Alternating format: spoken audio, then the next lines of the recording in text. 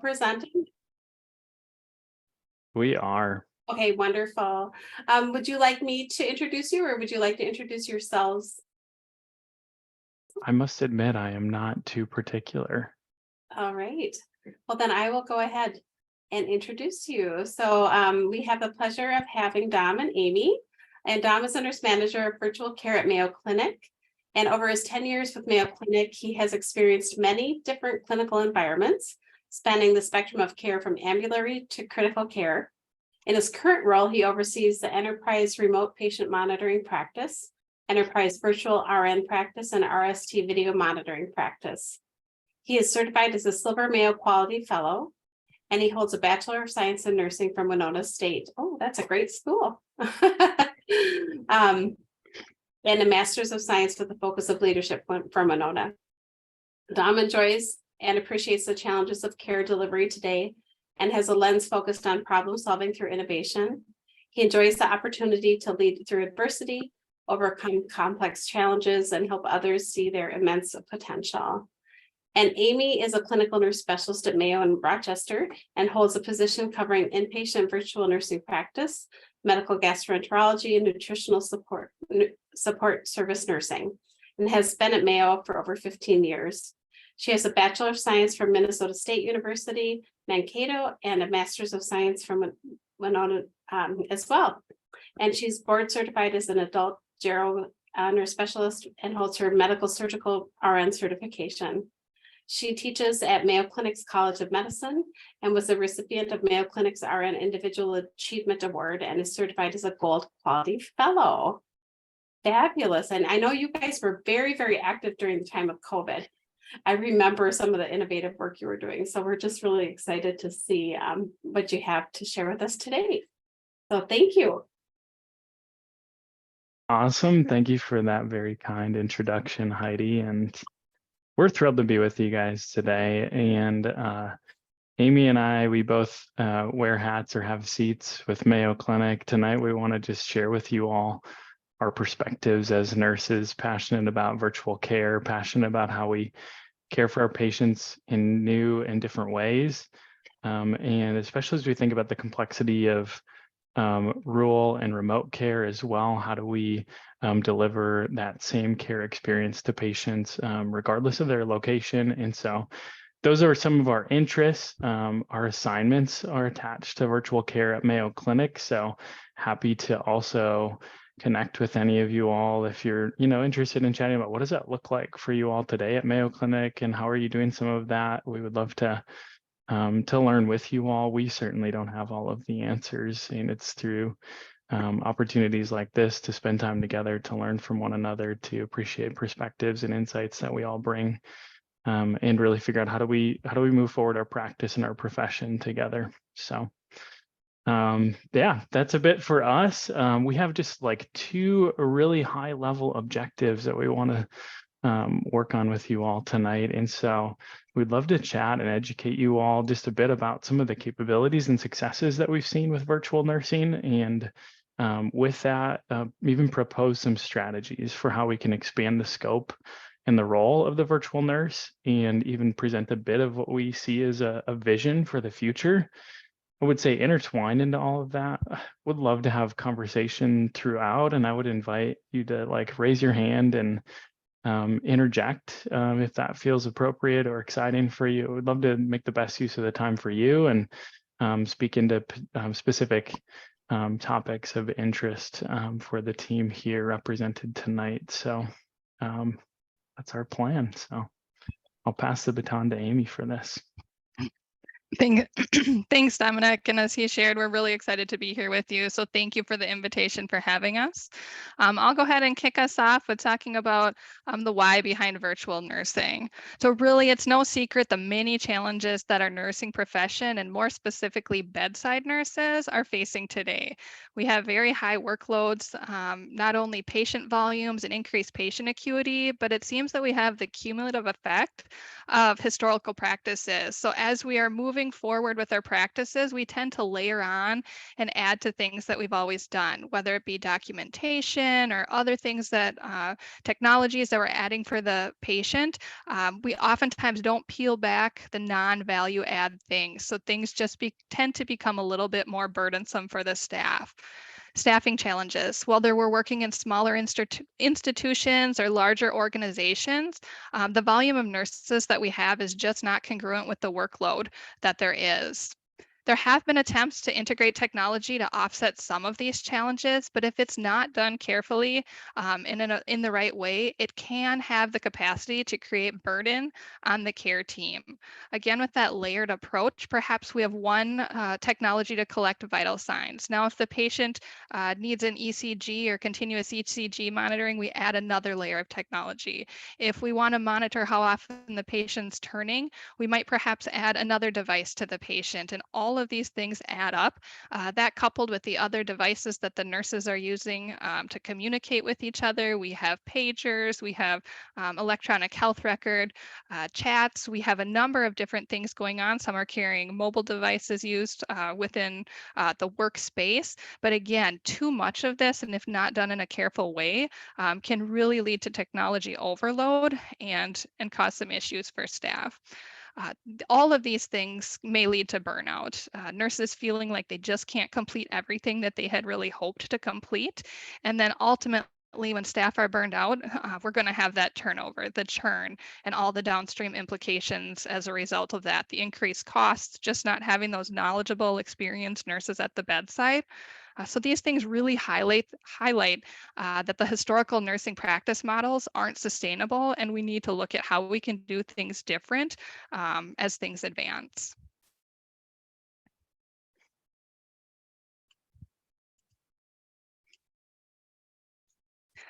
Prior to the last few years, if someone mentioned virtual nursing, you most likely would be thinking of something such as telehealth nursing in the ambulatory setting, or perhaps remote patient monitoring, or maybe even thinking about the EICUs, the electronic or enhanced ICUs. But more recently, virtual nursing has been implemented as part of the acute care nursing practice.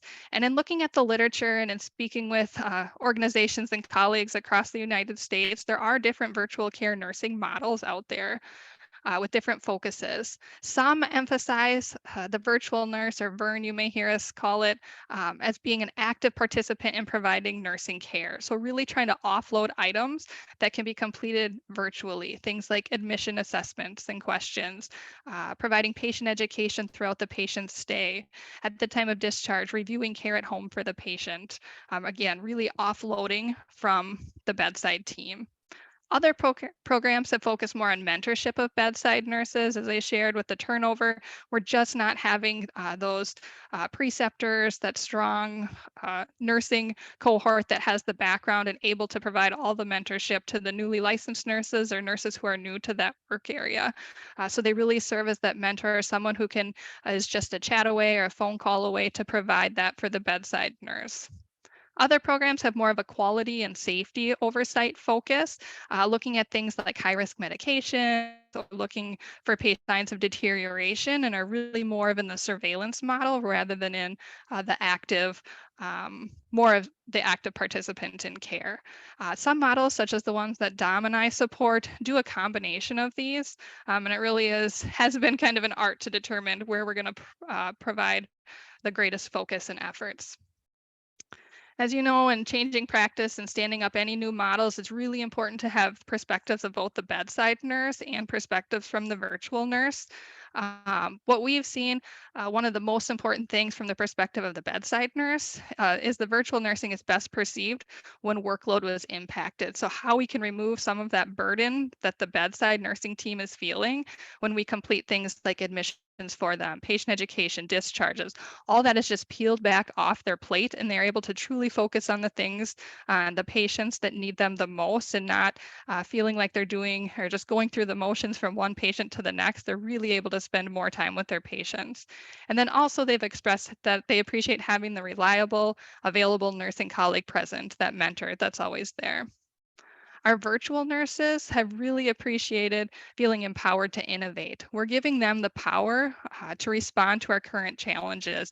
They felt the frustrations at the bedside, and these are the nurses who are working in the virtual nursing role for a portion of their shifts, or some do just a few, some do more than others, but they're really given the baton and saying, help us design this model. And they've felt the meaning behind it and a purpose and how they can change this and make things better for other nurses, their colleagues, and when they're back at the bedside. They've also appreciated flexibility within the role. They're able to use RN skills, but in a different way. So they're still providing those nursing assessments, but it doesn't look like it always has done or always has looked. And then respite. Bedside nursing is tiring, so we can still use those skills of an inpatient nurse, but again, it just looks different. So looking at the workforce that otherwise may have retired, moved to a different nursing setting, taken a different job, or left the profession altogether, we really have the opportunity to present a new way, a new model that they can work. And again, use all that expertise that they've built up over the years and apply it and work in the virtual nursing model.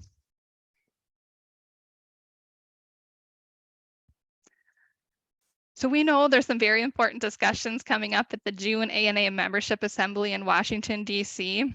This virtual nursing background document really lays the foundation for the discussion. So if any of you haven't had a chance to read it, I encourage you to. It gives a very nice overview of virtual nursing and some of the points that will be discussed. And I just want to call out a couple things within it. So the ANA Enterprise Mission says it's to lead the profession to shape the future of nursing and healthcare, as well as the 2023-2025 ANA strategic goal to evolve the practice of nursing to improve health and healthcare. So virtual nursing, I see as having playing a very big role in both of these things. So knowing that the virtual nursing practice model is being discussed in the upcoming months, we really want to spend some time diving into the key points that are addressed within this document and look at the potential implications of policy, technology, and data collection measures. So Dom is going to take us through each of the 3 points that are outlined there, and we'll have some discussion around each of them. All right. So as we kind of unpacked the article that was shared with us and took some time to digest it, we saw 3 different kind of primary focuses of that discussion and conversation targeted for June 16th out in DC, and excited to see some of you all being able to help represent nursing and specifically Minnesota nurses at that. And so thank you all for taking the time to invest in that. So the first discussion topic was looking at national policy that would bring a level of practice standardization to virtual acute care nursing and recommend around collaboration on technology development to meet nurse and patient needs, and some data collection requirements around that as well to help us better understand what does a patient impact look like as far as outcomes and experience, and then what's the nursing or the staff impact as well as far as satisfaction and retention, and find all of those to be incredibly important data points and in some ways counterbalances for us to help continue to really tell the story of not just bedside nursing, but that collaborative approach between a virtual nurse and a bedside nurse, and creating perhaps a more sustainable future for our workforce, in which we can see some of that flexibility and that respite being brought to more members of our teams around the state of Minnesota, around the country.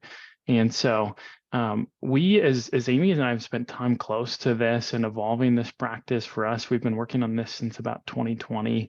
Of course, the pandemic for many of us was a bit of a necessity to innovate, and that pushed us toward this as well, and that led to our implementation. And we've really tried to align our virtual nursing practice up in alignment with our bedside nursing practice recommendations. And so as we think about this from a policy perspective, our perspective or recommendation would be how do we, instead of creating this perhaps as separate recommendations, how do we align this into and under existing nursing policy that exists today? And I would say that because I think right now less is more for us. There's much that we don't know yet about what's working well, what are our capabilities, what does the future hold for us. And so my hesitation in making a lot of recommendation would be that perhaps it would create some extra obstacles or barriers for us in the future as we continue to evolve and think about new and different ways that we might deliver care. And I think that there is definitely some opportunity to make some practice recommendations or training recommendations around virtual communication.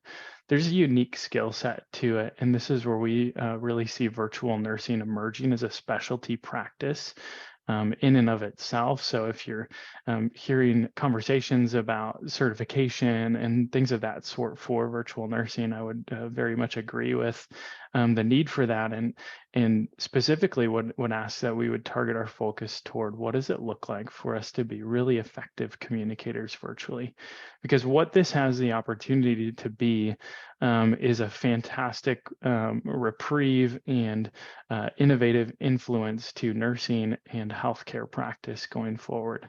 The challenge, though, is that if not implemented thoughtfully with our patients at the center of that, is that we could really derail the patient experience. And what could be a source of respite for our nursing team members becomes also a contentious point for our patients from an experience perspective. And so that's where we really want to press into the importance of that virtual communication. Today, for our team, a lot of our training and our teaching around it is the narration of our care. And so it's super easy for us when we're physically present with one another for you to see exactly what I'm up to. As a virtual nurse today, I might be working off of like 2 monitors in front of me, right? Or 3 or 4, however many it is. And while I would love to be staring at the camera, right, the entire time, maybe I'm documenting a few things or something of that sort, right? And so in a patient's room, it's pretty obvious when Amy's like at the computer and she's like typing away feverishly, getting all of that documentation dropped in there, right? There's not a lot of question about that for a patient. And today, as a virtual nurse, our patients don't necessarily have that line of sight into exactly what we're up to. So a lot of what we teach and train our staff today is really scoped and focused around narrating our care and how we can help our patients understand who we are, what we're up to, and the expertise and intent of why we're there. And we really see that being important because today, for us, when we speak about patient experience, we speak about staff experience. Those things go together like peanut butter and jelly for us. And so we want to make sure that if we're influencing patient experience, we're also thinking about staff experience. If we're influencing staff experience, we also want to be thinking about patient experience. And so how do we do both of those things well? And so those are some of our thoughts around that, but I would just pause for a moment. I'm curious to hear like other thoughts, inquiries, questions you all might have around that.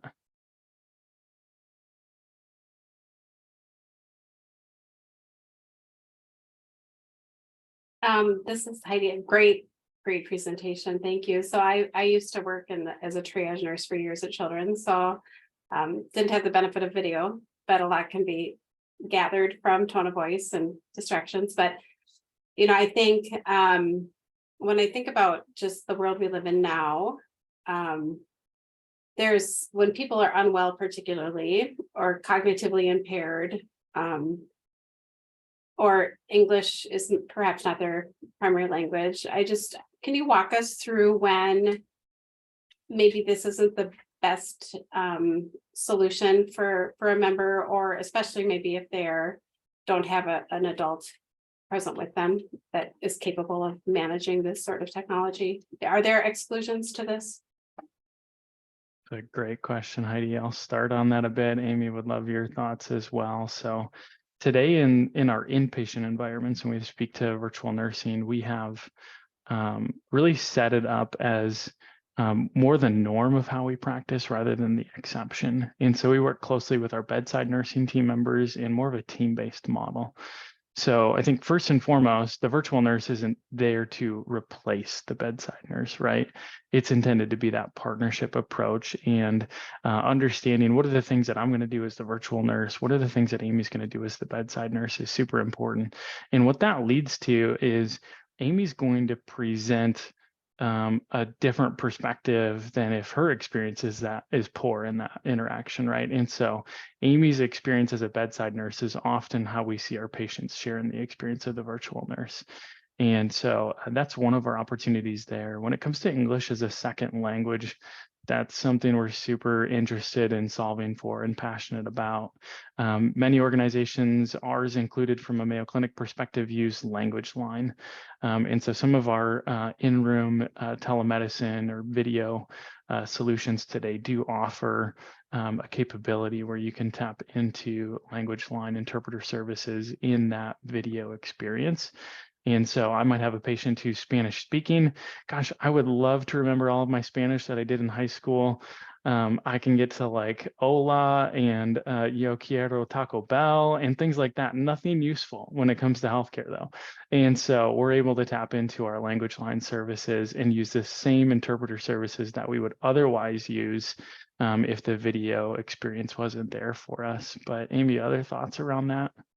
Yeah, I think this is the only thing I would add on is this is where we definitely have the opportunity as we're designing the tools and bringing in the technology and providing feedback to those companies is that what do we need to meet the patient's need? It shouldn't be that the conversation ends as this is what we currently have today and it's not meeting the need for these populations. So that's where we really need to partner with those groups to provide a service that works. I will share with our interpreter services initially when we tried it with our first technology that we used, not a great experience. And so there's where we've continued to iterate and try something else and shift, change when something wasn't working, and meet the needs where there is a need. Heidi, that felt like a good segue maybe to discussion topic number 2 to try and respect our timeline here for you all. So discussion topic 2 is really closely aligned with what you were alluding to there, Heidi, of partnering with our vendors to align many different technologies within virtual nursing. So this speaks to our bedside practice, our virtual nursing practice. The healthcare landscape is full of broken and not speaking to one another sorts of technologies and data sources.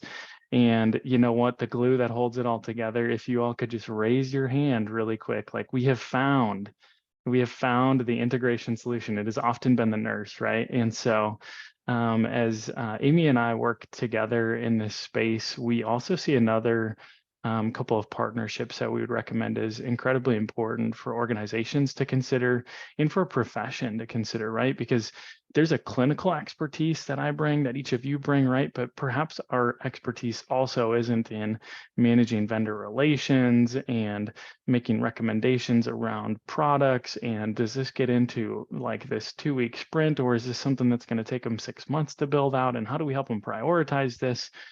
And so Amy and I, we work closely, one with nursing and hospital leadership as we think about this. How do we apply concepts that could be used beyond the nursing scope and role as well and be translated into other members of the care team to tap into that? And then from an education perspective, what are the implications when it comes to rolling out new technologies or new components to those technologies that our educators need to account for?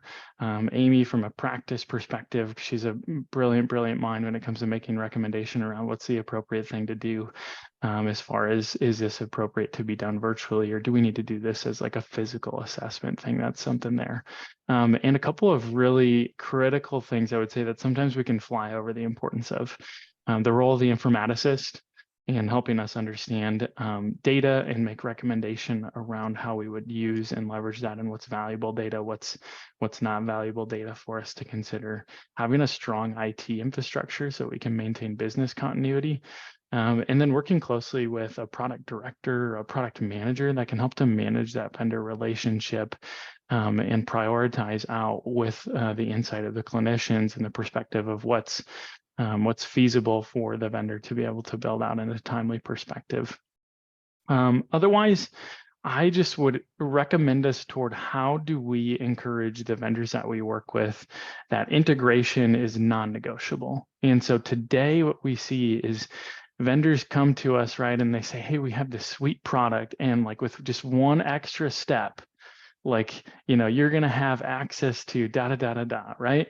And it sounds incredible. And then what we take into account is we had that same conversation with like 20 other vendors, and we ended 20 vended solutions and 20 extra steps. And once again, here we go, like the nurse is at the center of being those 20 extra steps. And so I would encourage each of us to press our vendors that integration is non-negotiable, and we need to have an ecosystem that speaks to one another and helps to draw the clinician's attention to what is most needed, rather than having the clinician sorting through all of these different data sources to figure out where do we need to focus our attention. A last piece I'll say really quickly, I would recommend us to like think about how do we move quickly on some of these things. Often speed can be a little bit uncomfortable for us, and for good reason. I think that we should have thoughtfulness around how we move forward and ensure that our patients are safe, and that our staff are safe in the things that we do and take steps into. And then as a counterbalance, gosh, sometimes we could spend a lot of time having conversation about, I wonder if this will work or not. And so we've given our team the latitude and the purview to say, hey, let's try. Just before I jumped onto the conversation with you all the night, I was outside, and my son, he was like, Dad, I can't like climb up on that on the swing set. And I was like, oh, like, hey, bud, why don't you just try? Like, have you tried yet? And immediately, right, he's up on the spot that he didn't think that he could get to. And so I think there's this beauty of getting things out there and testing it out in what I'll call is the wild, right? And really putting it through the paces of clinical practice sooner. And then having the humility to say, gosh, I had this really good idea and it fell flat and we've got to pivot. Or this was fantastic. Now, how do we take this and grow that capability?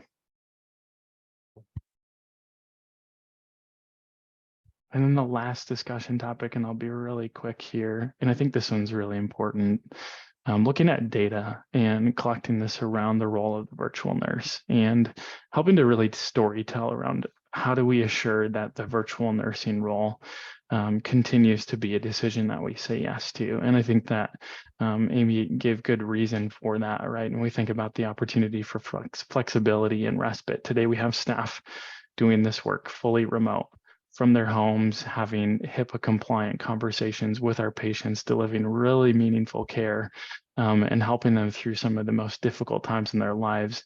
And without the cognitive burden of like 3 or 4 call lights and pagers going off and phone calls and somebody coming and tracking me down and saying, hey, Don, but instead I'm able to just really focus in and go, hey, Kathy, how are you today?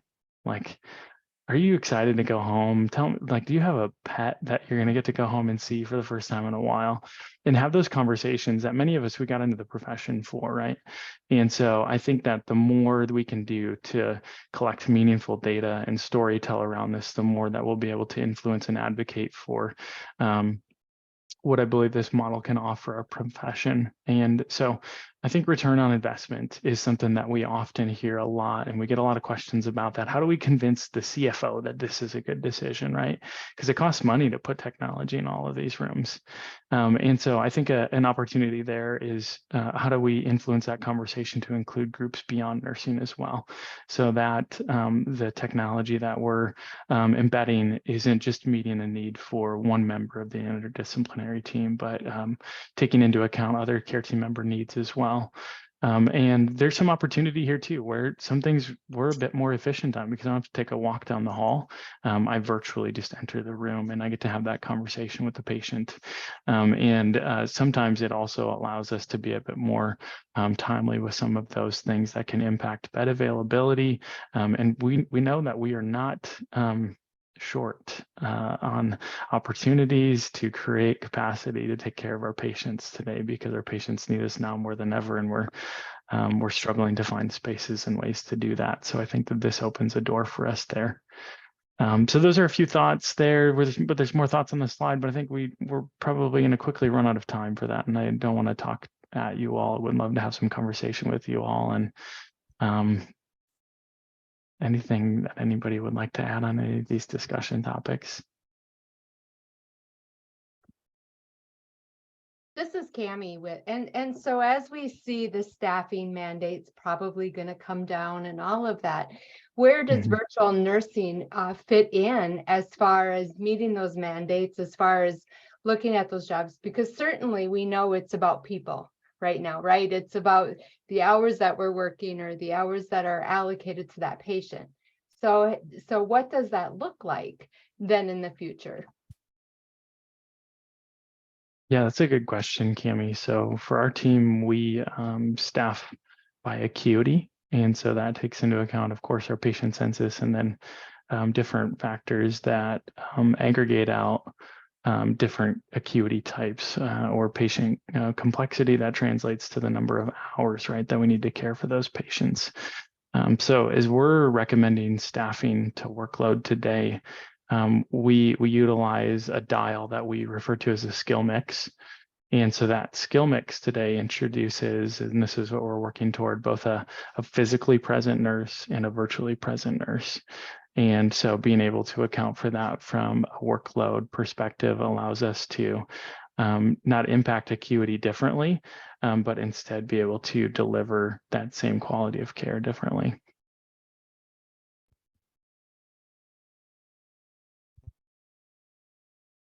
I'm just going to come off mute. A quick question. So obviously licensure becomes a question, and presumably all of your nurses are licensed in Minnesota, practicing in Minnesota and Mayo Clinic.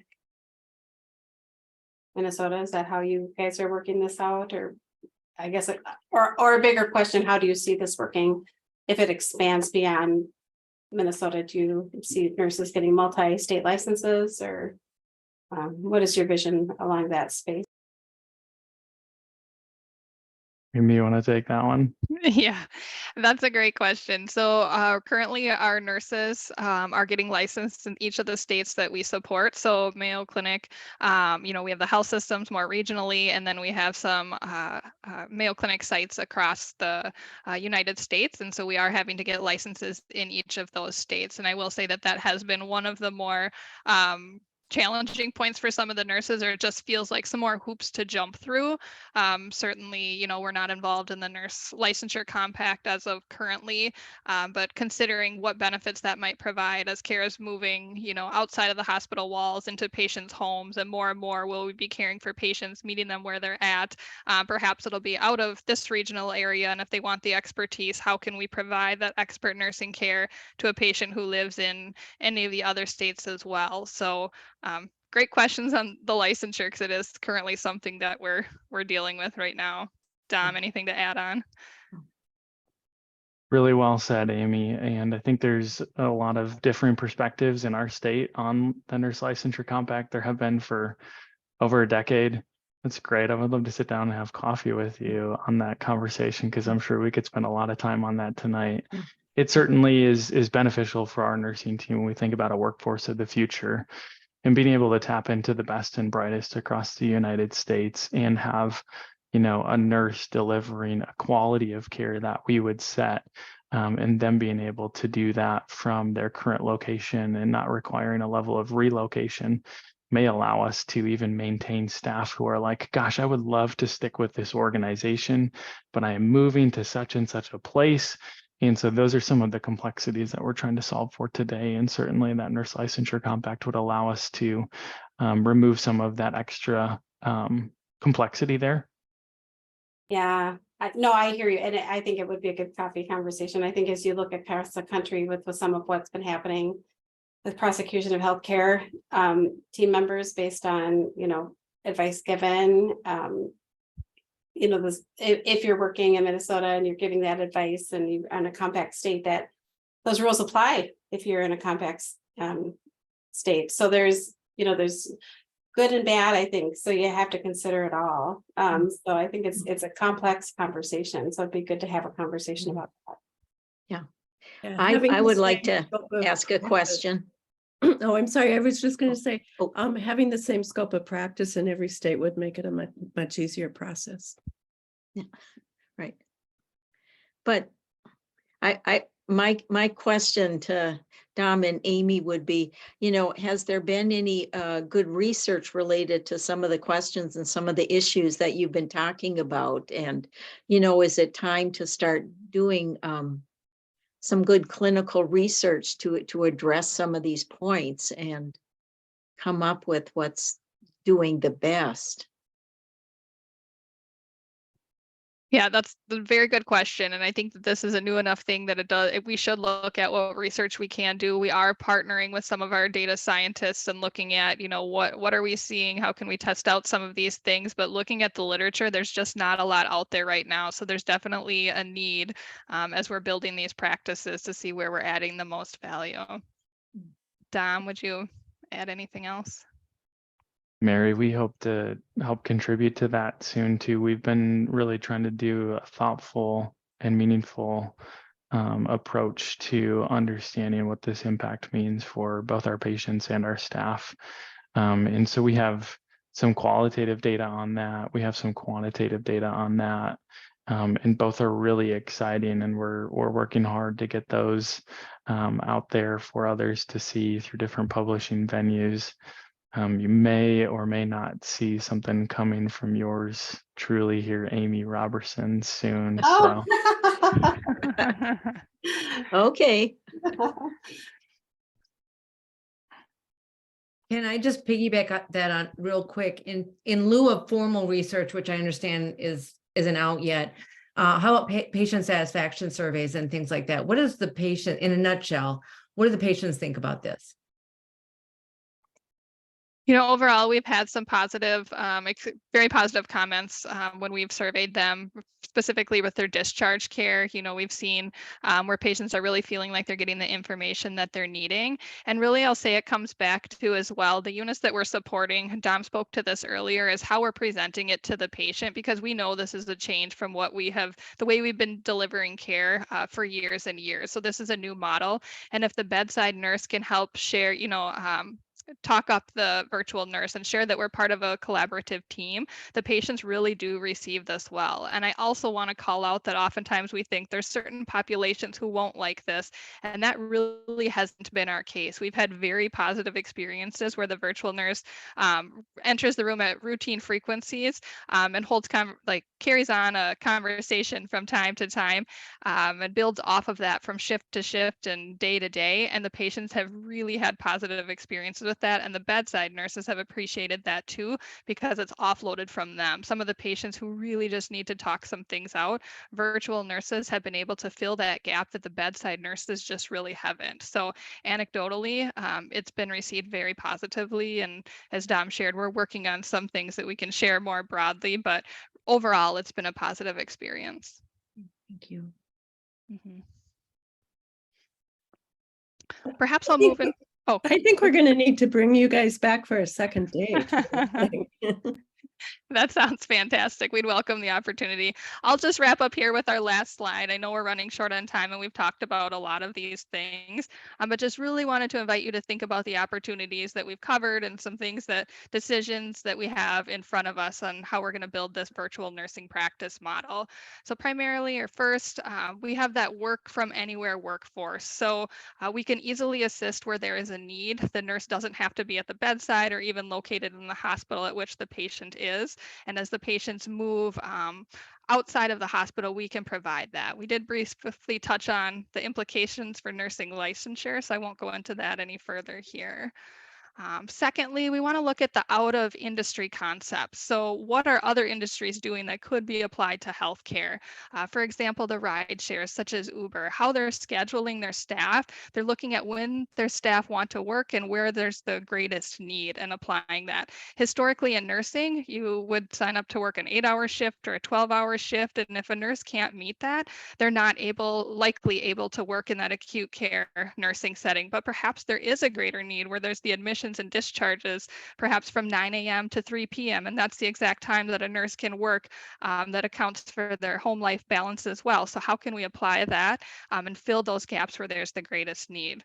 Also thinking about other industries using robotics. So how can we take away the non-nursing type tasks and use these tools to help increase efficiencies, whether it be bringing supplies to the bedside, to the patient, just however it can allow us to care for the patient. And then my last out of industry concept is thinking about hotels. Have any of you been to a hotel recently where you had the option to choose, you could check in virtually, or you could send a text message and say you needed a fluffier pillow?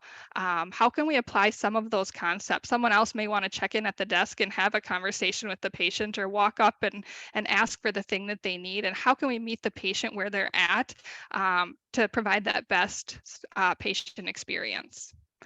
Thirdly, we want to consider implications for the shift in site of care and acuity of care. So as we mentioned, hospital care isn't always likely going to be provided in the hospital. As we've seen over the last several years with the pandemic, even the outpatient care has moved from coming into a clinic appointment to virtual visits. Patients are sometimes preferring to stay in their home. We're having hospital at home scenarios where the hospital care is all brought to the patient. So how can we build up our nursing teams to allow for this, and as this progresses in the future? Fourth, I want you to think about what if the virtual nurse could accomplish everything that the bedside nurse can? Thinking about remote virtual assessments, making clinical decisions, and intervening from a virtual space. It may be challenging for us to see how some of these things could work, but really want to stretch and consider how these things could be done. And finally, we need to embrace an iterative approach. We know that care looks different today than it did yesterday, and tomorrow it's going to look different than it does today. So we need to accept that we're going to be trying new things, and some things will fail. We just need to change slightly how we're doing it and try again. Keep coming back, even if we're not successful the first time. And then lastly, we need to collaborate with each other. We can and should be building the practice with each other. So we invite you to our space, and we hope that we can join you in your space, talk through these things further. Come see our virtual nursing practice. If any of you are involved with virtual nursing practices, we'd love to hear what's going well for you and what you've learned. So we really need to do this together to be most successful. Any other final thoughts? I know we're tight on time here. I apologize for running over a bit, but happy to take any final questions.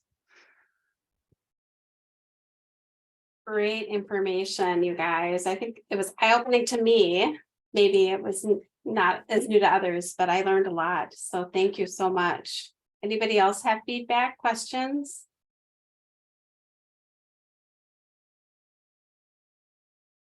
No? All right.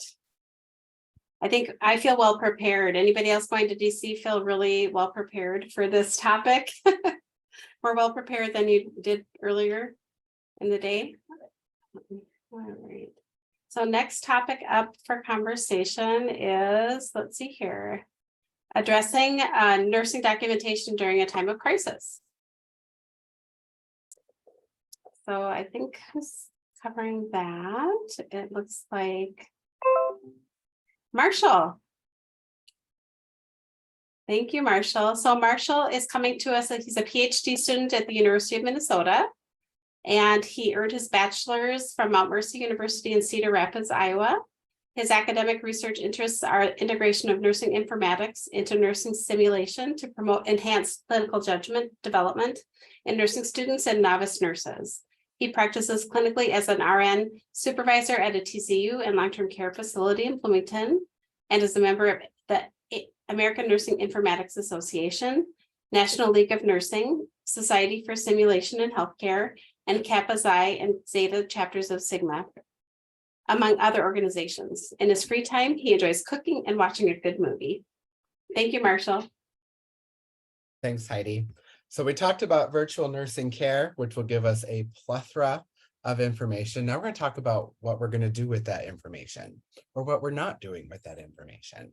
So today we're going to talk about documentation, burden, and burnout. Like Heidi said, I'm completed my bachelor's from Mount Mercy University in Cedar Rapids. I am a doctoral student at the U of M, and my research focuses on informatics, thinking, and independent health management. And this is, I think, a very fitting topic for me to discuss, as it has intersections with independent health management, nursing clinical judgment, and nursing practice. So today we're going to describe documentation burden in the post-pandemic nursing practice and then discuss some implications for modern practice. So what is documentation burden? Well, very plainly put, documentation burden is too much documentation. In the literature, it's defined as the need for completion of unnecessary documentation in an electronic health record, It's redundant, and often regulatory requirements, quality of care, metrics can contribute to this burden. And there are 6 interrelated domains that are causative factors of documentation burden. I'm going to talk about these in a little bit here. And they're both a systems problem and a nursing cultural problem. So the ANA published in 2020 a position paper which outlined 6 domains of burden, as they call them, which is a conceptual framework that addresses the burden of documentation using an EHR. And the reason I want to highlight this is I thought this was quite interesting.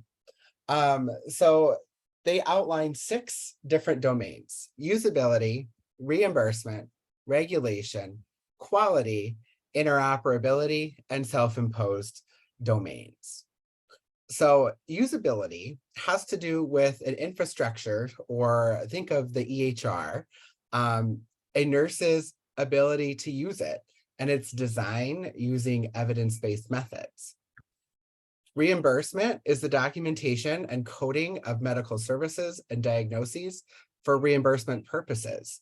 These are, which is proponed by CMS, the Center of Medicaid and Medicare. Think of your insurance company. They use the ICD-10, the International Classification of Disease Codes, to determine reimbursement to healthcare facilities. And as nurses, we are responsible for documenting care, supplies, interventions, and diagnoses that are relevant to caring for our patients. Some of it is regulation. Think of accreditation, the Joint Commission, Magnet, and this over-documentation is used to prove the value of nursing care. Quality has to demonstrate quality of patient outcomes. Are we doing the things that we say we're doing? Are we doing them well? And are we seeing measurable outcomes because of these interventions? And this has to do with merit-based reimbursement, which is essentially the idea that you are reimbursed on patient outcomes, not a fee for service or the things that you do. Interoperability has to do with the duplication or re-entry of data that exists elsewhere. That's entering medications that a patient appears to the hospital with from their community, so that they take it home, and having to input them manually to the EHR, or transcribing orders from a different clinic or doctor's office to serve them at another point of care. And this inability to integrate with other systems contributes to the volume of documentation that is required. And then there is some self-imposed barriers, an organizational culture on the necessity of documentation. I thought this was interesting. CYA, make sure you did it. It got done. Or the famous adage of, if it wasn't documented, it wasn't done, which we know is inherently untrue. Nursing documentation, and then when we think about it, nursing documentation has a direct relationship to the nurse, nursing practice, and their perception of their practice. And it was found that almost half of a nurse's productive time, so think of an 8-hour shift, 4 hours of that shift is devoted to documenting care, not doing the care. And while nurse documentation has the potential to be reflexive, an effective historical and pedagogical tool to evaluate and teach nursing care, it places undue burden on nurses and clinicians due to the sheer volume of documentation that is required of them for each patient. And these documentation practices are mediated by effective informatics and nurse leadership environmental, and personal or nurse-specific factors. Examples of this are using an effective EHR, having space dedicated for documentation and resources available, and developing good time management skills to document as you provide care versus waiting to the end of your shift. The cultural context I thought were quite interesting. CYA, I do this every time I go to work. And nurses document to absolve themselves of the legal liability, documenting interventions performed to mitigate them being sued, essentially proving they did something about a problem. And then the adage of, if it's not documented, it isn't done. And this perpetuates the litigious society of healthcare that we currently reside. And further inquiry into the minimum legal necessities of nurse documentation is warranted to wholly establish, what establishes competent nursing care in the eyes of the law compared to the eyes of patient in the context of patient outcomes. So this puts the profession between a rock and a hard place. Our current problem is to define what documentation is nice to have versus what is needed to have to promote a continuity of care, accurate billing, and to demonstrate safe, legal, and quality nursing practice. I wish the solutions to this problem were simple. They can be rather complex. However, some solutions are to work to refine the minimum data set, or the MDS, to include only the most necessary components to reduce documentation time and workload. To really work within the industry to accurately define what documentation is truly reflective of nursing care and what documentation is extraneous. It's very easy to add things to an EHR, and it's very hard to take them out. Another intervention is to work to establish evidence-based practices to build electronic health information, or EHR infrastructures. Part of that is doing a continuous review of what are we asking nurses to document. Are we asking them to document relevant topics, or is this extraneous? And actually following through and removing extraneous data fields. We also need to further investigate the personal, professional, and environmental factors that contribute to documentation burden and burnout. We don't really, there's a poor grasp on the literature of what actually causes documentation burnout. And as you probably grasp, it's quite complicated. And it's not a simple culprit, if you will. And finally, nurses should engage in collaborative and interdisciplinary work groups to inform nursing documentation standards. And get involved, get your hands dirty, and really talk about the necessary steps for documentation. And all this work in nursing documentation will inform other essential discussions of nursing practice, such as scope of practice and value of nursing practice and the cost of care. So it's a domino effect. Once we establish what we need to document, it should, in theory, become more reflexive of what nurses actually do in modern practice. So I encourage you to learn more and to get involved. These are some various organizations. The Nursing Knowledge Big Data Science Conference is hosted at the University of Minnesota. Shameless plug. Every summer, it's a good time to come and learn about nursing informatics, all the way from beginners to world-class experts in informatics. The American Medical Informatics Association and their nursing work group addresses the topic of documentation burden. And then the American Nursing Informatics Association is leading the way in developing evidence-based documentation standards for nursing. So my presentation is a little short, but I want to open up some discussion of how have you, I think this is hysterical. That picture is I think hysterical. that's me, Marshall. That's me every day. But how have you experienced documentation burden in your practice? And what parts of your documentation do you feel are essential, and what parts do you feel are extraneous? The floor is open. Hey, Marshall, this is Stephanie Whitworth, and my practice area for many years has been ambulatory care. And I think that EHRs in general have not evolved very fast with the ambulatory care practice. And there's just a lot of work that nurses do to document things that they're worried that the physicians won't see. And so they further refine documentation that's already there because they think that the physicians won't read it unless they make it shorter. You know, a lot of times that happens with telehealth. It just hasn't evolved very quickly in the ambulatory practice. And so I think nurses in ambulatory feel quite burdened with documentation that they do, but it seems like there's been more emphasis and importance placed on the inpatient evolution of documentation. Any comments about that?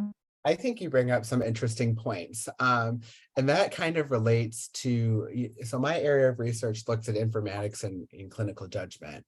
So how I understand that observation is that the concern is that if they document too much, the physician won't pay attention to what they're writing. So then, but I think you also bring up a good point that ambulatory EHRs are not, I think, completely reflective of the point of care. And ambulatory care has changed within the last, 4 years dramatically, and how we deliver care. And the EHRs, being commercial products, are not updated to reflect that. And that slows everything down. Yeah, and I would really love to see EHRs pay more attention to ambulatory care because, there's a continual evolution of services that are moving from inpatient focus to outpatient. I was reading an article just this week about the future is in terms of procedures in particular that are currently done inpatient and how quickly they're going to be moving to outpatient arenas. So I really think that we need to get our EHR vendors to start paying more attention to outpatient. Thanks for your insight.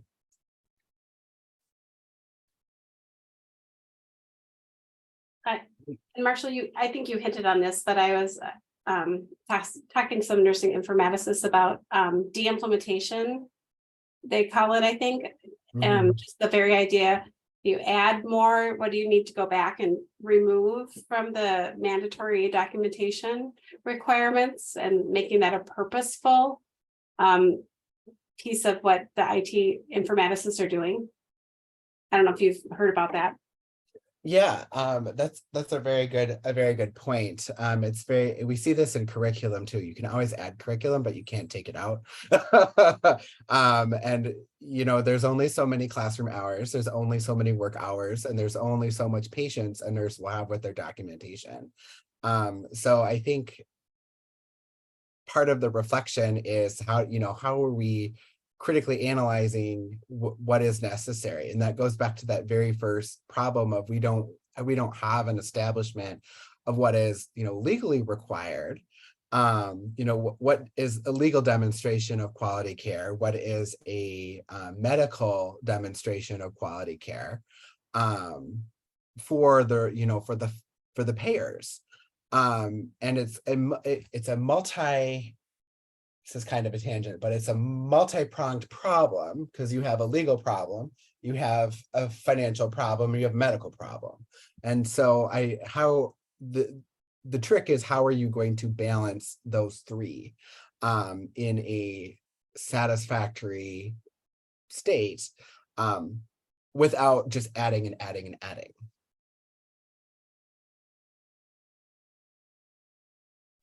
I think it goes back to what Amy and Dom said, that less is more. Absolutely. And and I don't think there's a lot of literature, but it's been found that, more documentation is poor documentation. Documentation by a lot of nurses is seen as a task. It's something I have to do. I don't want to, but I have to do it, because then you get pulled into your manager's office and they yell at you.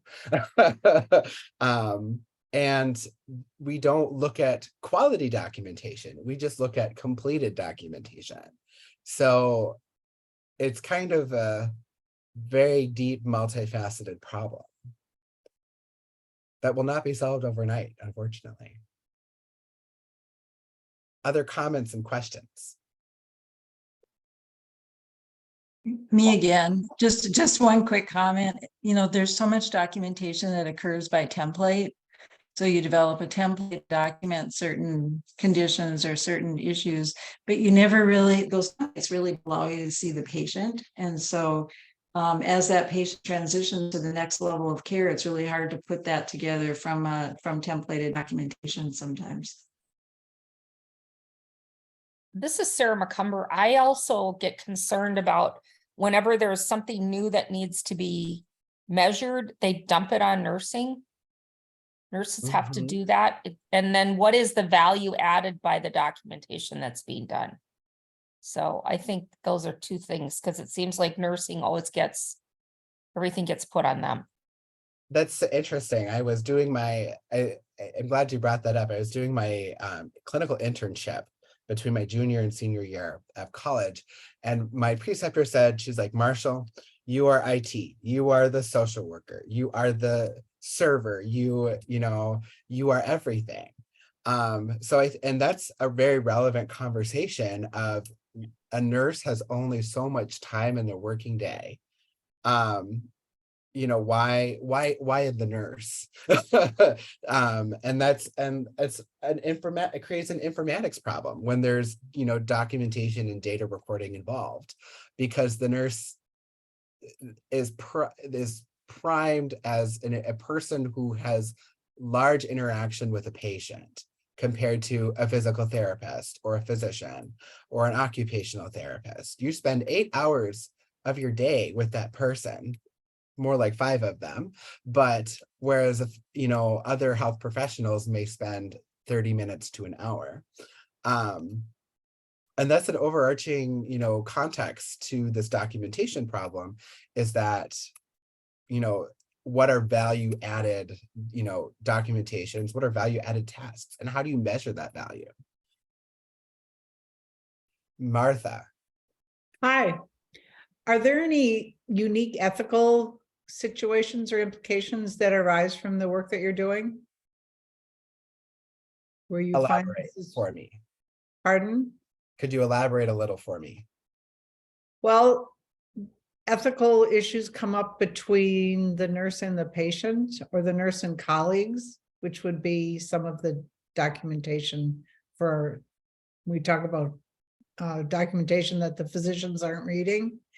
And then the time spent and the relationship with one supervisor relative to tasks getting done and not getting done, prioritizing. If you're not going to get something done, let it be the documentation, as opposed to taking care of, hands-on care with the patient. So any ethical situations that arise that are somewhat related to documentation. I follow. I think that's a very good question. And I would say we don't know.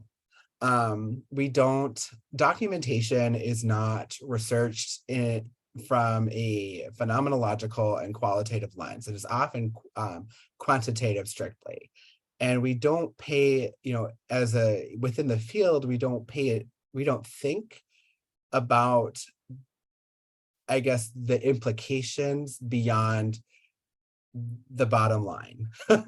But you raise very good points that there are ethical problems that will arise. Do you spend time, you think about, even in regard to the employee and their time, spending time past their shift to complete their documentation.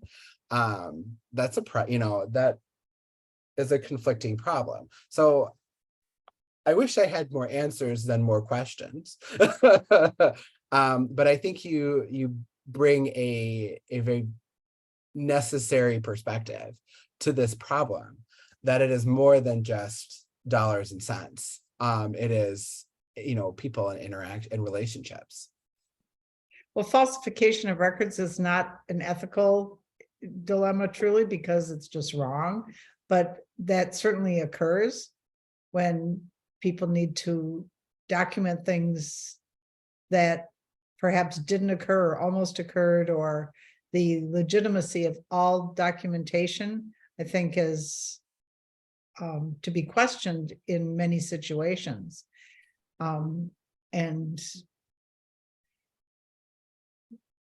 the Right. And it's essentially, very analogous to like cheating on your exam, but it's not dealt with the same way. And it's very interesting. So I work in long-term care, and our reimbursement system is different. And I'm trying to remember the author. He wrote an ethnography. But what he found is that often, like, healthcare records are falsified because of reimbursement, and and hospitals claim services that aren't performed or are not performed to the extent in which they're documented to be performed, to claim reimbursement. And this is known between long-term skilled and inpatient facilities to CMS. And that's a no-no. My favorite was seeing going in to take vitals and having the patient say, "Why are you doing that now? Nobody's done that all day," only to find vitals charted at 6 and 10 and 2. Well, even the timing of documentation, in that, they'll be documenting things that were done at midnight that they document as completed at 7, because the unit standard is that your vitals are done by 8. And That drove me out of ICU as a very young nurse at the University of Minnesota.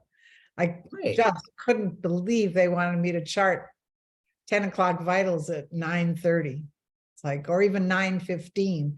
They said, yes, everything has to be done by 10. So you start 10 o'clock vitals start at 9 o'clock, if that's what it takes. It's like, really? Didn't call them 9 o'clock vitals, but anyway.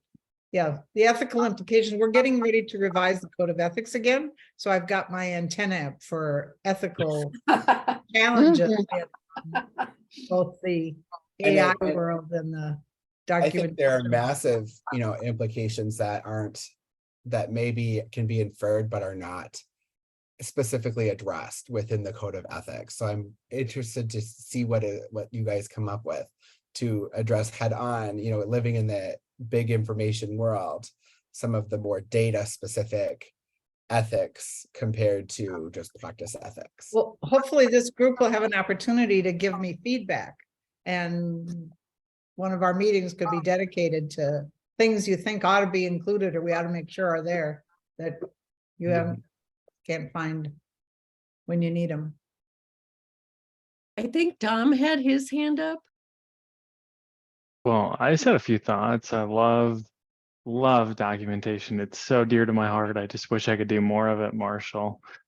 Said no nurse ever, right? And so yeah, for a second I thought you were serious because I couldn't see you, and I was like, this is really strange. Sorry, continue. No, you just had asked like experience, from a documentation burden standpoint, and some of my virtual nursing thoughts kind of came to mind too. And how do we leverage the tools and the technology that are in the room or the patient's interacting with to tell a better story than the clinician can from their, like recall of, I've just worked a 12-hour shift, I haven't documented a thing, and now I'm going to sit down in front of the EHR and attempt to blitz through what I think happened at 7 a.m. today. And so I think that there's a bit of this moral ethical dilemma, though, that Martha, I'm sure you're interested in, as we think about like in-room technologies and wearable devices and continuous streams of data and ambient sensors helping me understand who has entered and left the patient's room, and is the patient in bed, are they seated in the chair? And so I think that there's an opportunity for us to actually make the case there that that's a more meaningful or valuable piece of the record than perhaps what is offered by memory from the clinicians. And so that was just my out loud thoughts around that. We could talk for a while about that, Marshall. I think 5 whys is a really important question when it comes to documentation. I remember a conversation recently with one of my virtual nurses, and she was like, gosh, Dom, like, do you think that we could maybe just adjust this question in the admission process? And I was like, well, hold on, like, why are we asking that question though? What are we doing with that data and information? And she was like, that's a good question. I have no idea. And so I think that there's so many things that have just become ingrained in our minds of like muscle memory. This is the question set. This is what I document like 80% of the time. And we just click, click, click, click, click, click, click, click, click, click, click, all the way through. And we never really stop for a moment and go, why are we doing that? So really important questions. Thanks for the fun topic, Marshall. Would love to chat more sometime. Absolutely. I would say that the click, click, click, we would time ourselves. Who can get in a head-to-toe assessment the fastest? I always won. But it's just not much is investigated on the lived experience of documentation, and it's more about minutes and seconds and dollars and cents. So that is the end of, I'm over my time, I apologize. But that is it. This is my contact information. If you wish to get in touch, I am here pretty much every month. So otherwise you can catch me here. I am all over the internet.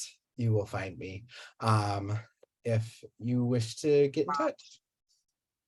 Thanks, Marshall. Good topic and good conversation. Thank you.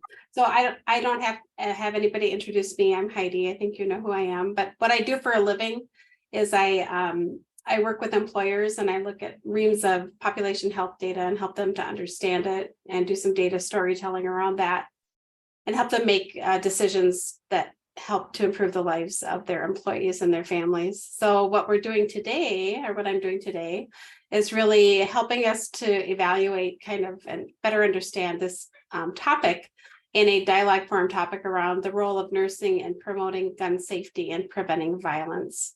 And if you hear a Springer Spaniel complaining, Millie is in her kennel and unhappy about that. So she's not being tortured. She's just not on my lap. All right. Oh, come on, computer. There we go. That's me and what I do for a living. I think Kathy sent you all this flip book. And on the flip book that I sent are attachments to all of the different reference documents that support this topic and that were referenced within the topic. And we'll kind of go over that as well. So if you received Kathy's email, gosh, Kathy, what did you send that? I feel like it was 2-3 days ago. It just felt that way. It was yesterday. Okay. Yes, it did. All right. So please feel free to reference that while we're speaking. And Kathy, maybe you could even put it in the chat so people could kind of peek at that while we're talking. I've taken no. Okay. Oh, I've just found that flip book is kind of a weird thing to try to, it's not always replicable for me. Fair. But it's in their agenda. Okay, very good. Okay, I think my stop share. Let me try that again. Hold on. Went away. Oh, I'm sorry. Here we go. There we go. So I just wanted to give you guys some statistics. So this website actually tallies up every day the impact of gun violence in our country. So as of today, you can see that the number of gun violence deaths are over 15,000. The number of mass shootings were up at 225. Number of mass murders were at 200 or at 21. And this is where the mass shootings have taken place in 2023. So looking past 2016 through 2022, the mass shootings in 2016 were at 383 for the year. Here at 2022, we're up at 647. Just to give you an idea for statistics. As of just this last week, there have been more mass shootings than days in 2023. This is from a physicians group that focuses on this very topic. So the impact of gun violence on health. This is some of the statistics that they posted, and this again is in that flip book. So there's a really important parallel here to understand. So firearm suicide rates have been escalating since 2011. So you can see that. So, you know, access to a firearm, especially in a teenager's household, is a very important statistic to understand. So you can kind of see where this is going. And then here's 2019 and 2020, and just think what happened in 2020. So this is kind of that consequence. Guns are involved in 50% of suicides, 80% of homicides, and over 4,300 children's deaths. So you can see here the gun ownership, 400 million firearms and 45% of homes. And I think what's important to understand is how healthcare providers can help. So, you know, this group talks about educating the community on gun safety, providing care for survivors, and supporting legislator efforts to increase research on gun violence prevention and evidence-based interventions. This group also talks about ways to talk to patients, promote safe firearm storage, which is really key when we look at the children's deaths, because most of these really were incurred when kids were playing with guns that were loaded and within reach. So this really kind of goes hand in hand. Youth suicide is an alarming statistic, especially since about 2018. So I think these are really important things for us to consider. And this is the group that compiled this data.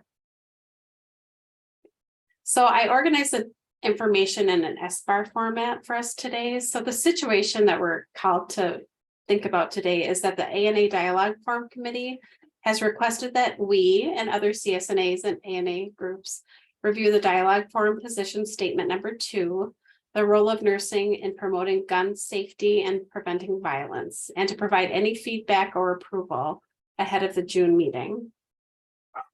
And the background is that MNORN will review the background for the call during this call. And the assessment, we will just look at kind of the background of the proposed recommendations, and we'll say yay or nay, or can we add to this? And then we'll recommend whether or not to approve the statement and recommendations as written or to provide feedback. So the first thing that this group requested, let me just kind of quick stop sharing and share something different.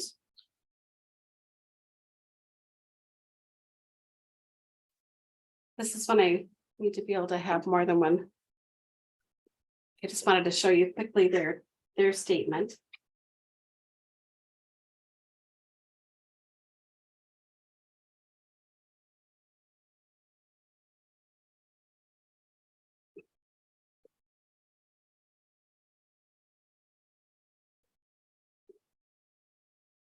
So this is a statement as it was written and sent to us. You can see here that they have an overview of the background of gun safety. And then what they have here too is what they're asking us to do. And they want us to endorse, number 1, the American Academy of Nursing Statement on Firearm Safety and Violence Prevention, and the ANA statement on incivility, bullying, and workplace violence. But they're asking that we include gun violence and prevention to healthcare settings within that position statement. They're also asking that we promote nursing knowledge on relationship between gun violence and public health, and the risk and protective factor of violence, evidence-based strategies to prevent violence, and the role of nurses in promoting health, gun safety, and preventing violence. So they gave some examples here. So these are what we're called to look at today.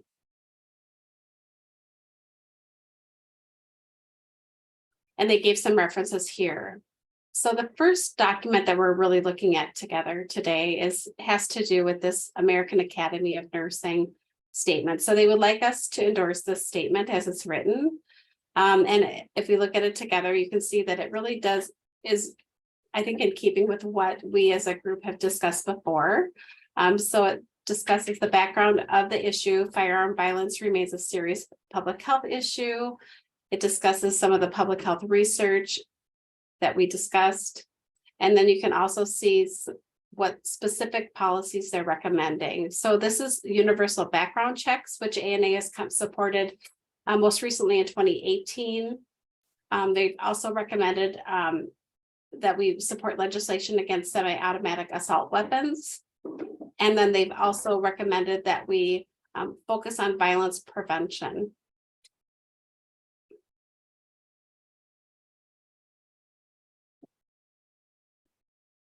The other thing they have asked that we do is look at this ANA position statement specific to incivility, bullying, and workplace violence. And if you look at it here, you can see that it addresses, of course, a lot of information about violence across lateral violence. But what it doesn't call out is specific information about gun violence and violence prevention.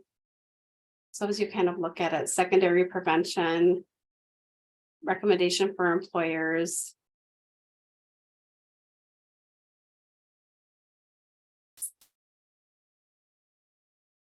So I think what we're called to do today, let me just quickly stop sharing.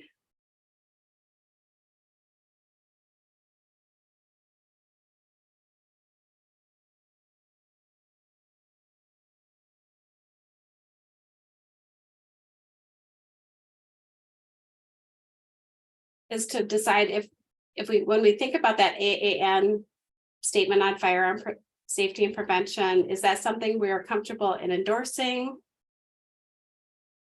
Are we comfortable in updating the ANA position statement on incivility, bullying, and workplace violence to include gun violence and prevention in healthcare settings? Do we agree that these bodies of nursing should promote nursing knowledge on the relationship between gun violence and public health, the risk and protective factor of violence, evidence-based strategies to prevent violence, and the role of nurses in promoting violence? And do we want to advocate for meaningful legislation to address gun safety? And I'll pause there because I know that was a lot of information. So, thoughts? Check the, oh, we've got some good chat here. Oh, thank you, Kathy. So can I just ask you, Heidi? I mean, is this like a formal, I mean, you just want our feedback that you're gonna take? Yes, okay. I mean, I just can't imagine why we wouldn't support these statements. It's as simple as that. I would fully support them, and certainly we could engage in discussion on why we would do that, but Yeah, I agree. I have a chance. I worked at St. John's Hospital. I've been retired for several years now. So this was an incident that happened where a patient became violent and ended up taking the end of the bed and hurting 4 nurses. Oh. And what the other part of all of this is that somehow he got out of the hospital and the Maplewood police ended up shooting him. He was brought back into the ER where those 4 nurses were treated. And I just remember how devastating all that was for that whole nursing department to have something like this happen in the hospital where you would think that they could come to work and be safe. And I don't know how, from an ANA standpoint, but I think that it needs to incorporate the other staff in the case where there was violence. Because what I remember is that there is one nurse that has never come back to nursing, but I've been gone from that position for a long time. So, you know, that could be inaccurate information. But at that point, I remember that she was gone for many, many months. And my understanding was that she did not want to come back. And And yet nurses needed to take care of that person that had done this when their colleagues needed the care too. So it's just an observation that we have to look at what happens to the other people around that have to deal with those things. Really good example. Anyone else? I think This we've is- been hearing more from physicians and others about the impact that it's made on them just taking care of gunshot victims, especially with the high-powered guns, that what they're seeing and what they're having to deal with and dealing with families, and they're kind of to the breaking point of, we can't do this anymore. I agree. This is Alex. I also like the idea of signing on and acknowledging that this is a public health issue, because I think they say if you have a gun in your house, you're 22 times more likely to die from a gunshot wound. And I think it is important for people to know that there are risks to your children. Like, I know if I were to send my kids to someone else's house, I would ask, like, do you have a gun? Is it going to be in a locked place? You know, it is a public health concern. We do these assessments for other things, like, do you have loose rugs on your floor? That could be a fall risk for an elderly patient. I think it needs to be acknowledged that it's a huge public health issue. The problem is we're not the people that we need to be talking to make a difference here. I'm married to someone who's very pro-gun and doesn't want to look at anything. So I think we have to, I think this is all good, but we also need to try to figure out how to find out what we can agree on. And I also feel like mental health has now become the scapegoat. We've almost gone back to the stigma of that people who use the guns are mentally ill. So that's outside the scope of probably this discussion, but I think we have to be aware of it.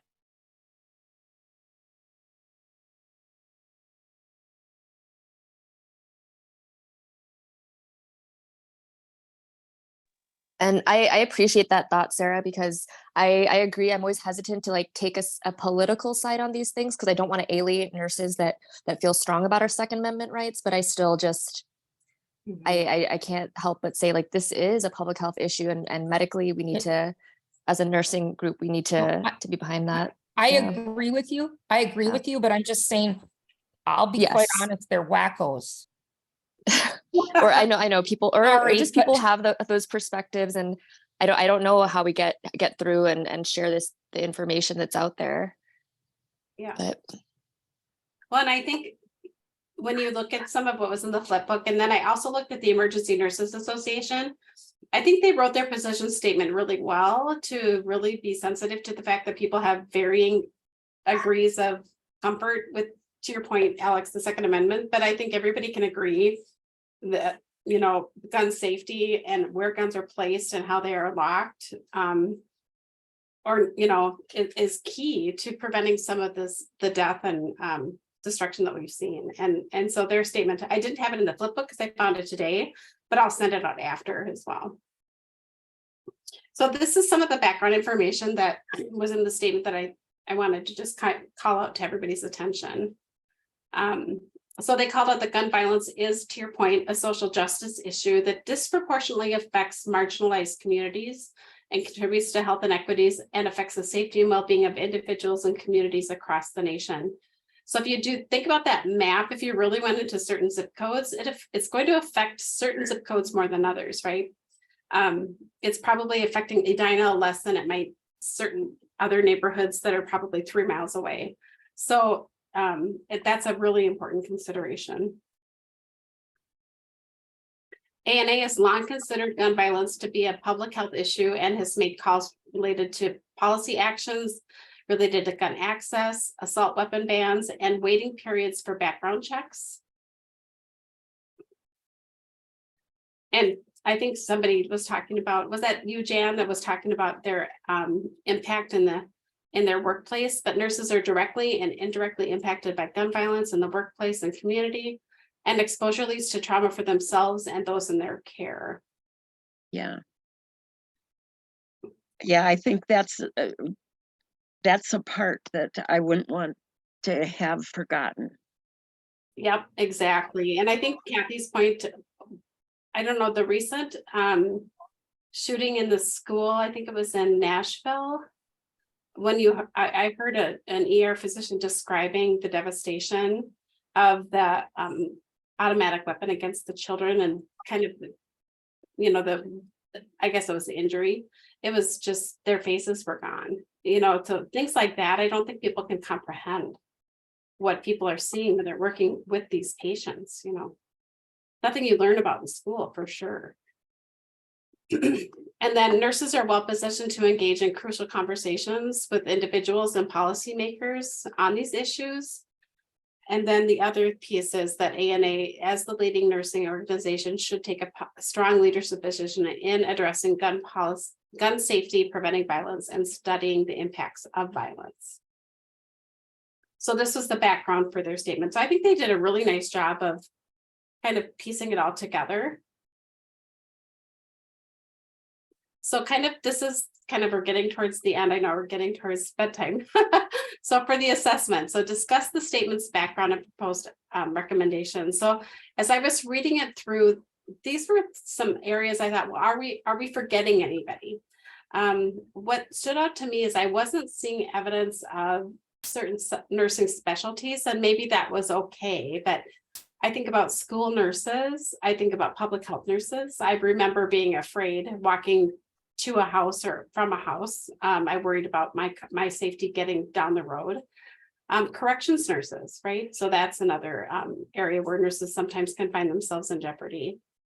Are we forgetting any nursing interventions specific to people, this population and violence? Psychiatric nursing, should there be specific training? Should there be better nursing assessments? Should there be nursing education around this? And then have we considered any upstream or downstream policy considerations outside of the specific conversation around guns? How could we have gotten ahead of it? What do we need to do now that it's happened? So those are things that bubbled up for me, that I'm putting it out to these smart people that are on the call with me now. What else might we do or add? Patty, and I mean, conceptually, I support all that we've been talking about. One of the areas that I rarely hear much discussion of are the costs to the healthcare system. Oh, yeah. All of this, that is, I mean, financial costs, emotional costs, the loss of labor who can't return because they've been traumatized, but just the amount of dollars that are spent in trying to save people's lives. That's specifically related to healthcare, but even other kinds of services, emergency EMR departments and so on that are involved in it. And I don't know if that data is out there somewhere, but it just seems like that would be a number that would, even the strongest gun proponent would blow their minds out of the water to think about how much money we're wasting that could be better spent in other healthcare revenue sources. So I don't know if there's a way to include some, but I always feel like that's missing in the discussion. Yeah, I might be somewhere, but I didn't trip over it when I was looking. Good point, Patty.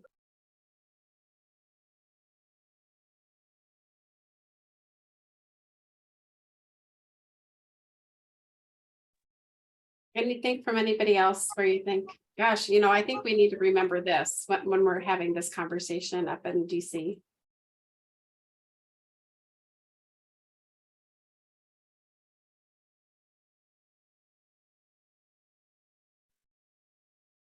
Okay, this is going to seem like a ridiculous question, but from a professional standpoint,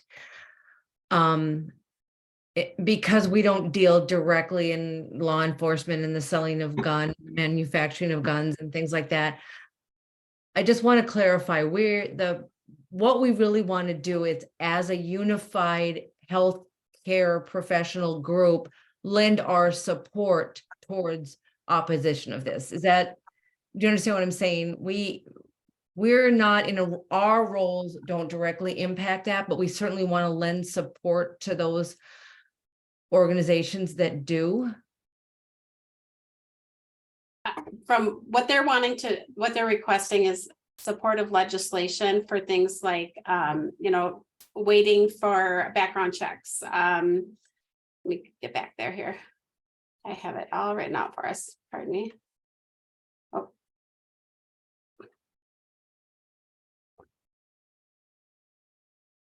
And I mean, I'm not minimizing that because that's No, very, no, very you're right. important. No, we're just supporting legislation that's already out Yes. there. Here it Okay. is.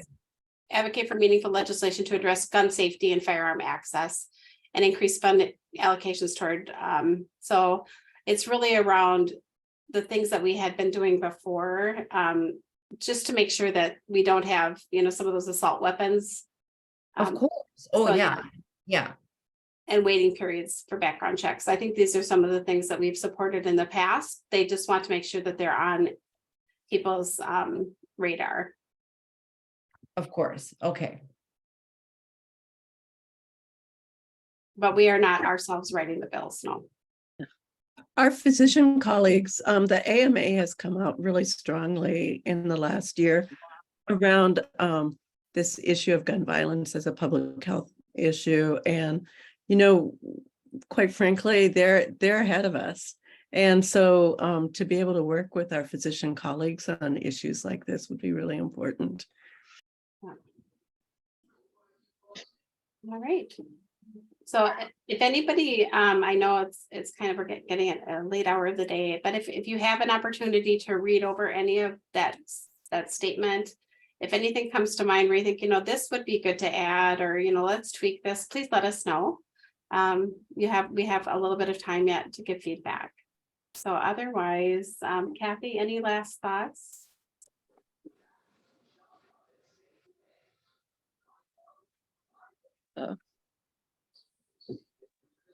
You're muted, Kathy. Kathy, we can't hear you. Oh, I said such brilliant things too. You missed it. So no, thank you all for coming. I've been fascinated by all three of the topics, and it makes me look forward to the conversations in DC where we continue to think about this and talk about it and wrestle with, none of them are easy issues. So, but I think I'm gonna take that less is more comment and to each of them, like, okay, let's just say what we mean and do what we say, and then it'll be fine. And so you'll be getting an evaluation in the mail, and then you'll be getting your certificate of attendance afterwards. And I am so grateful that all of you came, and you're such wise people and you're great nurses. So that's all I have to say. Okay. I'd like to say something related to what Martha was talking about, the code of ethics, that, they're going to be in the process of revising it and that sort of thing. When you look at the topics we're discussing at ANA, they all have ethical aspects related to them. So I think that's something that as we chat and try to make these changes and connections, updates, that we look at the ethical perspective of all of these. Because I think it's so important to what we do. Martha knows that. Yeah, no, very, very good point. I did put the link to the code of ethics in that flip book. It's on the very first page, so people can easily access it. So And perhaps we need a little more specificity with some of the language in the code these days, that for many of us, you can address almost anything by looking under one of the major headings.